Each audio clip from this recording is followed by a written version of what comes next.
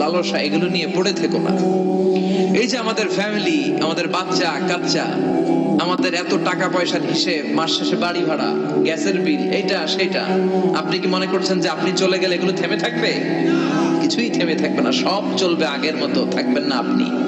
এজন্য শাহাদাত ফয়সাল ওনার ফেসবুকে সর্বশেষে লিখে গিয়েছিল, আমি হীন দুনিয়া, মানে এমন দুনিয়া যেটাতে আমি নাই, সব চলে, সকাল গড়িয়ে বিকেল হয়, শীত শেষে গ্রীষ্ম আসে, দিন শেষে রাত নামে, সব চলে, নাই শুধু আমি। চিল্লায় বলেন ঠিক কিনা? তো এজন্য এগুলি একটু ভাবেন।